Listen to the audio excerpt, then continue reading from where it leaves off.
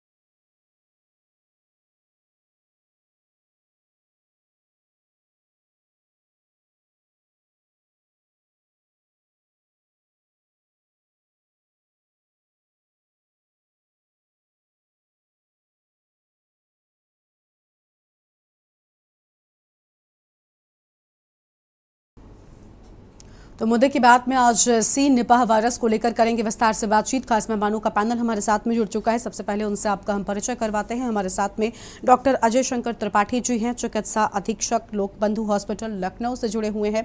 Doctor दीप शिखा हमारे साथ में है, मेडिकल ऑफिसर हैं अमरोहा से। आगे और भी मेहमान हमारे साथ में जुड़ेंगे, उनसे भी आपको हम रूबरू कराएंगे। शुरुआत करते हैं डॉक्टर अजय शंकर त्रिपाठी जी के साथ में। अजय जी, केरल और कर्नाटक में नियम जारी कर दिए गए हैं, स्कूल बंद कर दिए गए हैं, एक बार फिर से स्थिति भयावह नजर आती है।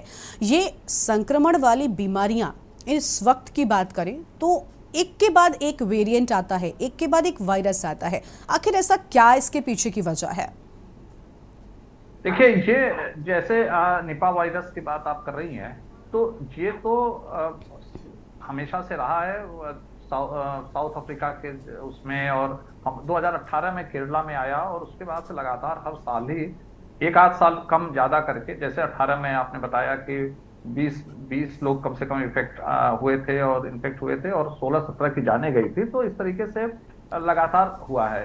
ये वायरस जैसे है, वायरल डिजीज है, जब भी शरीर की अपनी इम्यूनिटी कम होगी, और ये जूनोटिक वायरस से होता है। जूनोटिक जो है, ये चमगादड़ से और पिग से, सुअर के, जैसे चमगादड़ फलों को खाएगा, उस पर लार है उसके यूरिन से, इस तरीके से वो फैलता है ये। तो इस तरीके से चीजों को ठीक है। चीजें जो है फैलती हैं इसमें। अब आपको हमें ये सावधानी रखनी है कि हाई अलर्ट पे रहना है, क्योंकि ये केरला, कर्नाटका, उन सब जगहों पे सबसे ज्यादा होता है, तो उनके लोगों को सबसे ज्यादा हाई अलर्ट पे रहना है। जैसे अभी हम कोविड से अभी हम पार पाए ही हैं, तो इसी बिल्कुल तरीके की वायरल डिजीज में है। ठीक है, यानी वायरल डिसीज है और इसी तरीके से हम सबको सतर्क रहना होगा, तभी हम इस वायरस से बच सकेंगे। हमारे साथ में मेडिकल ऑफिसर डॉक्टर दीपशिखा जी हैं। बहुत स्वागत मैडम आपका। दीपशिखा जी, किस तरीके से इससे बचा जा सकता है? अब तक केरल में ही मामले सामने आए हैं, लेकिन देश डर रहा है क्योंकि देश ने इससे पहले वायरस के संक्रमण का खतरा देखा है। देश में कोविड के चलते किस तरीके से कितने लोगों की जान गई, देश अब इन वायरस की गंभीरता को समझने लगा है, क्योंकि आमतौर पर इस कोविड से पहले बीमारियां उतनी भयावह नहीं हुआ करती थी, इतना डर वायरस का नहीं हुआ करता था, सिर्फ वायरल फीवर तक चीजें सीमित रहती थी। लेकिन अब ये मामला इतने ज्यादा बढ़ जाते हैं, ये वायरस जो आते हैं इतने ज्यादा खतरनाक होते हैं, लोगों की जानें लेते हैं कि लोगों को डर लगने लगा है। क्या सावधानियां बरती जाएं, क्या कुछ किया जाए और ये कैसे फैल रहा है, किन चीजों से बचाव किया जाए, इसको लेकर कुछ अगर आप कहना चाहें। हाँ मैडम, देखिए सबसे पहले तो जरूरी यही है कि अभी इसकी कोई वैक्सीन अवेलेबल नहीं है, कोई मेडिसिन प्रॉपर अवेलेबल नहीं है और वैक्सीन पे भी ट्रायल फेज में है। तो सबसे पहले जरूरी है कि हम इस बीमारी से जितना अपना बचाव कर सकें वही सबसे अच्छा है। ठीक है,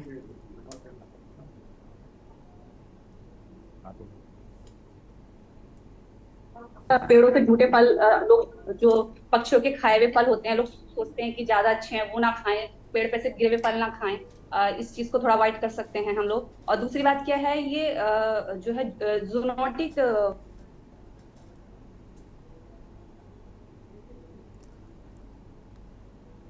दीपशिखा जी, आपकी आवाज नहीं पहुंच रही है हम तक। दीपशिखा जी प्लीज अनम्यूट करें पहले। सकता है तो उनके थ्रू भी आपको हो। तो अगर किसी को फीवर है या कुछ है, तो जब तक कंफर्म ना हो जाए इसकी, तो थोड़ा सा आइसोलेशन में रखें। और बचाव मतलब यही है कि अभी तो हम सावधानी बरत सकते हैं, बचाव भी इसका उपाय है। ठीक है, यानी कोविड जैसी स्थिति ही आप इस वायरस में भी देख पा रही हैं। ठीक है, अजय जी के पास जाएंगे। अजय जी, जैसे कि मैम ने कहा कि देखिए कोविड जैसी स्थिति है, अब तक वैक्सीनेशन नहीं है इसका हो सका है और ना ही इसको लेकर अब तक कोई दवाई सामने आई है, इसलिए सिर्फ और सिर्फ आप बचाव कर सकते हैं। जैसे कोविड जब आया था उस दौरान कई सारी घरेलू रेमेडीज लोग फॉलो करने लग गए थे, काढ़ों का सहारा लिया जा रहा था। क्या इस वायरस में भी कुछ ऐसा अब तक आप बताना चाहेंगे, किस तरीके से अपने आप को इंसान इससे दूर रखे, और अगर हो जाता है किसी को तो फिर ऐसे में क्या किया जा सकता है? देखिए मैडम, कोई भी काढ़ा होता है। अजय जी के पास जाते हैं। अजय जी, आप इस सवाल का जवाब दीजिए। देखिए, जो काढ़े का कॉन्सेप्ट है, जो हमारे आयुर्वेद का कॉन्सेप्ट है, वो यही है कि शरीर की अंदरूनी जो शक्ति है, इम्यूनिटी पावर है, वो बढ़ाना है। वो सारे वायरस पे लागू होता है, सारे इन्फेक्शियस डिजीज पे लागू होता है। तो इसलिए स्पेसिफिक निपा के लिए कोई काढ़ा है या नहीं है, ऐसा कुछ नहीं है। ठीक है, हमें बचाव करना है। जो वायरल डिजीज के लिए होता है बचाव के प्रोटोकॉल, हम लोग सब लोग जान चुके हैं कि हाथ धुलते रहना, अगर कोई इन्फेक्टेड है उससे दूरी बना के रखना, भीड़ भाड़ वाली जगहों पे अनायास न जाना, यही 3-4 उपाय है जिससे हम बच सकते हैं। अब ये यूनिवर्सल प्रोटोकॉल हो गए हैं वो किसी भी वायरल डिजीज के लिए। तो हमें केरला के लिए भी या कहीं के लिए भी इसी को अपनाना पड़ेगा। हाथ धुलते रहना जरूरी है।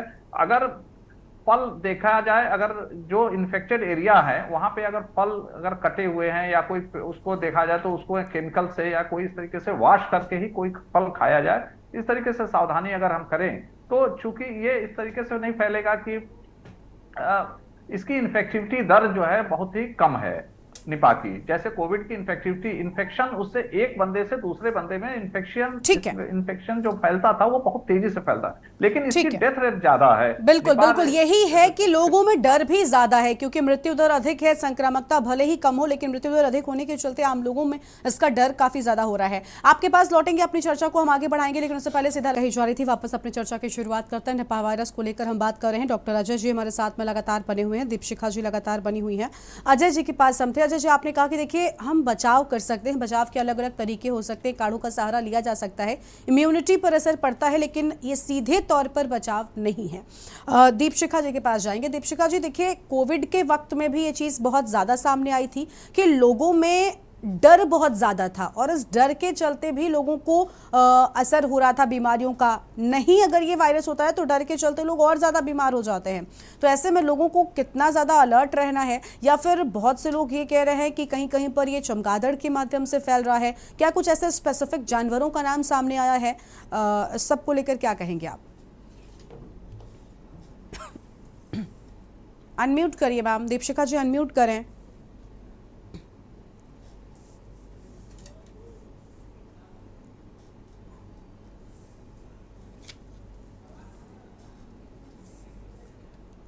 दीपशिखा जी अनम्यूट कीजिए, आपकी आवाज नहीं पहुंच रही है हम तक। हाँ जी, ठीक है, हाँ आपको आ रही है, मछली बताइए। देखिए, ये पहुंचता तो जानवरों के थ्रू ही है ह्यूमन बींग्स में। या तो आप डायरेक्ट चमगादड़ के कांटेक्ट में डायरेक्ट उसके आए, या चमगादड़ से जानवरों में रहे। पहली बात तो डरने की कोई बात नहीं है। हम लोगों को मतलब बचा भी रखना है इससे जितना जरूरी हो।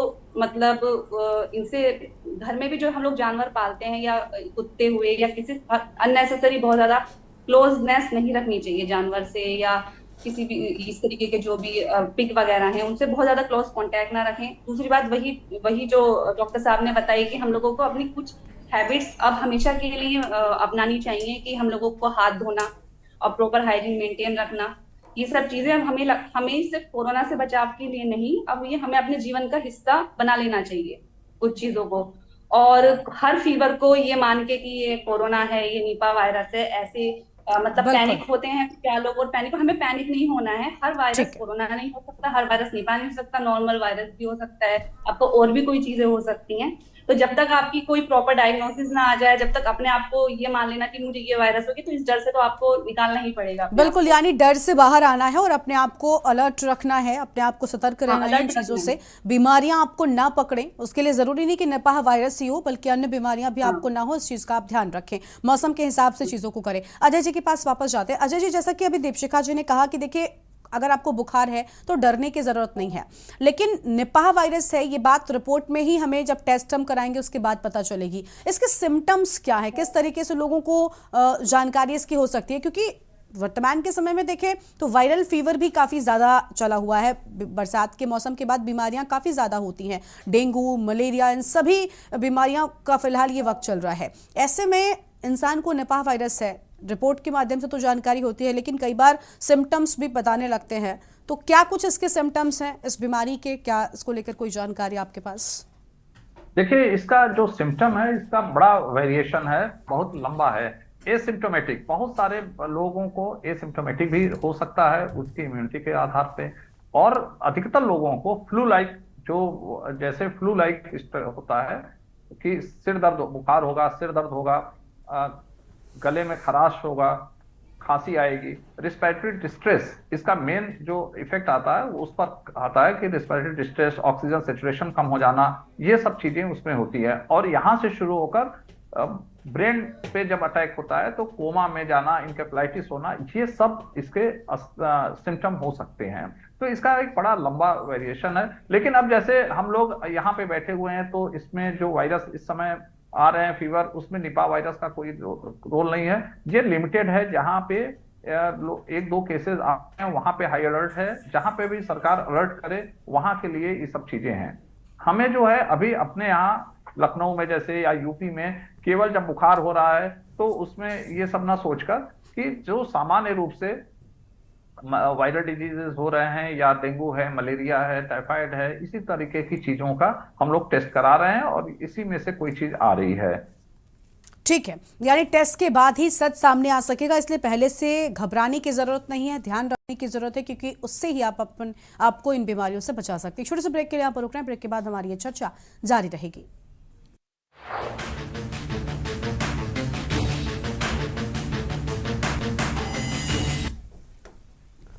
ब्रेक के बाद मुद्दे की बात में आप सभी का स्वागत है। निपाह वायरस को लेकर हम विस्तार से बात कर रहे हैं। इसके साथ ही दीपशिखा जी से हम ये जानते हैं। दीपशिखा जी, देखिए, सबसे बड़ी बात जो निकलकर सामने वो यही आ रही है, लगभग जैसे कोविड में हालात थे आज भी वैसी ही चीजें नजर आती हैं। अपने आप को अलर्ट रखना है और बीमारियों से अपने आप को बचा कर रखना है, अपने इम्यून सिस्टम को मजबूत करना है। लेकिन दीपशिखा जी, इस बात से भी नकारा नहीं जा सकता कि वर्तमान के समय में लोगों का इम्यून सिस्टम उतना मजबूत नहीं होता। इसी के चलते बीमारियां आप लोगों पर ज्यादा असर डालती हैं। तो इम्यून सिस्टम को मजबूत करने के लिए क्या करें ताकि ऐसी बीमारियां अगर हो भी जाएं, क्योंकि कोविड भी बहुत से लोगों को हुआ जिनकी जान चली गई, जबकि बहुत से लोग इस महामारी को मात देकर दोबारा से खड़े हुए, और वो उनका इम्यून सिस्टम ही था जिसने उनकी इस बीमारी से लड़ने में मदद की। सबसे अहम है इम्यून सिस्टम का मजबूत होना। कैसे मजबूत करें ताकि इन बीमारियों को मात दे सके हमारा शरीर? देखिए मैडम, सबसे ज्यादा जरूरी है कि हम अपना इलाज, कई बार क्या होता है कि लोग खुद ही डॉक्टर बन जाते हैं अपने आप। वो फीवर के लिए या किसी भी चीज के लिए इरेशनल यूज ऑफ मेडिसिन का यूज करने लगते हैं कि फीवर है, हमें तितली है, मेडिकल स्टोर से लिया। पहली बात तो सबसे ज्यादा जरूरी ये है कि कोई भी दिक्कत है आप एक डॉक्टर के पास जाएं, उससे प्रॉपर ट्रीटमेंट लें और अपना ट्रीटमेंट पूरा करें। एंटीबायोटिक का जो कोर्स होता है, कोई भी चीज है, वो जितना डॉक्टर प्रिस्क्राइब करे उतना लें, ना ज्यादा ना कम। अपने आप डॉक्टर ना बने किसी के कहने पे कि नहीं ये वो। पहली बात तो ये हमें बहुत ध्यान रखना। दूसरी बात, इम्यूनिटी जो होती है वो पर्सन टू पर्सन वेरी करती है। हर कोई एक चीज सभी के लिए लागू नहीं होती है। कुछ लोग होते हैं जिन्हें काफी डिजीज होती है, जैसे कि आपको ट्यूबरक्लोसिस है या कई तरह की हमारी बीमारियां होती हैं, वो लोग इस तरीके के इन्फेक्शन के लिए ज्यादा प्रोन होते हैं। छोटे बच्चे हुए या कई तरीके की बीमारियां उन लोगों को होती हैं कि वो इस तरीके, उन लोगों का हमें खास तौर पर ख्याल रखना है। दूसरा, अपने खान पान का ख्याल रखना है। इम्यूनिटी का यही है कि हम जो कम से कम जो आसपास की चीजें हैं या उनसे, जिससे निपाह कोरोना से ही नहीं, जो आसपास की चीजें होती हैं या आसपास के इन्फेक्शन से हमारा शरीर कम बीमार पड़े। तो हम उन्हीं चीजों का ख्याल रखें कि हम कम बीमार पड़े। तो हमारी शरीर में कुदरती ऐसी ताकतें होती हैं कि वो इन्फेक्शन से लड़ जाती है। बिल्कुल बिल्कुल बिल्कुल। देखिए, हमारे शरीर में कुछ ऐसे बैक्टीरियाज होते हैं जो गुड बैक्टीरियाज होते हैं, बैड बैक्टीरियाज को किल करने में मदद करते हैं। लेकिन अजय जी के पास जाते हैं। अजय जी, इस बात को भी दरकिनार नहीं किया जा सकता कि वर्तमान के समय में जो लाइफस्टाइल लोग अपना रहे हैं, ये लाइफस्टाइल भी कहीं ना कहीं लोगों के सामने एक मुसीबत बन गया है। अब खुद उनकी ही जान लेने पर उतारू हो गया है, क्योंकि जिस तरीके की खाने पीने की चीज़ें का अलग इस्तेमाल कर रहे हैं, फास्ट फूड हो या फिर बाकी की चीजें हो, इन सभी का इस्तेमाल इतना ज्यादा बढ़ गया है कि इंसान के इम्यून सिस्टम पर इसका सीधा असर पड़ा है। इसके साथ ही या फिर जो नॉनवेज फूड होता है, सी फूड होता है, अब जैसे अभी भी हम जिनकी बात कर रहे हैं, जिस बीमारी की, निपाह वायरस की, इसको लेकर ऐसी बात सामने आ रही है कि ये चमगादड़ से या फिर पिग से बहुत ज्यादा फैलता है। तो ऐसे में इनके सीधे तौर पर संक्रमण में आने हैं, बहुत सी जगहों पर लोग खाते भी हैं, तो सीधे तौर पर कहीं ना कहीं नुकसान हो रहा है व्यक्तियों को ही और उन लोगों को जो लोग ऐसी चीजें कर रहे हैं। आप इस बात से सहमत हैं? बिल्कुल, आप ठीक कह रही हैं। और ये सामान्य रूप से केवल निपाह के लिए नहीं, किसी चीज के लिए सामान्य, जो आप लाइफ स्टाइल डिजीज के लिए कह रही हैं, लाइफ स्टाइल को चेंज करने के लिए आजकल बच्चों में फास्ट फूड की एक बीमारी आ गई है कि वो फास्ट फूड के अलावा कोई चीज खाना पसंद नहीं करते हैं। हम लोग घरों में भी ज्यादा से ज्यादा उसी का सेवन कर रहे हैं। और हम समझ लें कि जहां पे हम रह रहे हैं, जिस जगह पे भी हम रह रहे हैं, उसके 50-60 किलोमीटर, 100 किलोमीटर का एक रेडियस बना देते, वहां जो पैदे लिए फायदेजनक होती है, इस तरह है कि हमको वही सेवन करना है। और जैसे शुगर है, ब्लड प्रेशर है, इस तरीके की मानसिक तनाव की स्थिति, ये सब का कारण यही है। चीनी खा रहे हैं, आवश्यकता से ज्यादा मैदा का सेवन कर रहे हैं, तो इसका ये सब कारण है। हमको अपने खान पान में सुबह उठना, टहलना, प्राणायाम करना, योग करना, इससे भी इम्यूनिटी बढ़ती है। अगर हम इस चीज से जितना दूर होंगे उतनी ही ये सारी समस्याएं निकल के सामने आएंगी। आपका ये जो है, इसके लिए आपको साधुवाद की इस तरीके का आप चर्चा शुरू किए हैं, तो इससे जो है बहुत सारी चीजें लोग निकलेंगे और कुछ लोगों में भी अगर सुधार की चीजें हो जाए तो एक बहुत बड़ी बात होगी कि हम सुबह प्रातः काल उठें और सुबह सुबह टहलें, तो जो ऑक्सीजन मिलता है उसकी कोई कीमत नहीं है। तो बिल्कुल, यानी पहले के वक्त में लोग कहते थे ना कि ऐसी ना तो बीमारियां थी, ना तो इतनी लोगों की जान जाती थी, वो इसीलिए क्योंकि उस वक्त के लोग इस लाइफ स्टाइल को फॉलो नहीं करते थे। अब वक्त के साथ साथ हम इतना मॉडर्न होते जा रहे हैं कि अपने लाइफ स्टाइल में जो हमने चेंजेस लेकर आए हैं वो हमें बड़ा नुकसान पहुंचा रहे हैं। एक आखिरी सवाल दीपशिखा जी से करते हैं। दीपशिखा जी, तैयारियां क्या अलग अलग प्रदेशों में भी इस निपाह वायरस को लेकर हो गई हैं? इसको लेकर आप क्या कहेंगे? कितना अलर्ट प्रदेशों को, सरकारों को होना चाहिए? हाँ मैडम, देखिए अभी तक तो केसेस के केरला में निकले हैं, लेकिन इधर भी स्प्रेड हो सकते हैं, तो ठीक है, तैयारियां हैं सरकार की तरफ से। यानी सरकार को भी सबको लेकर अलर्ट होना चाहिए। बहुत शुक्रिया आप दोनों का हमारे साथ जुड़ने के लिए और मुद्दे की बात में अपनी बात रखने के लिए। तो मुद्दे की बात में आज हम बात कर रहे थे निपाह वायरस को लेकर, जो अब दिन प्रतिदिन बढ़ता जा रहा है। इसके आंकड़े भी बढ़ रहे हैं। केरला की बात करें तो नए मरीज सामने आ रहे हैं जिन्होंने अब लोगों के माथे पर चिंता की लकीरें ला दी हैं। मुद्दे की बात में आज उतना ही। आप देखते रहिए के न्यूज़ इंडिया। नमस्कार।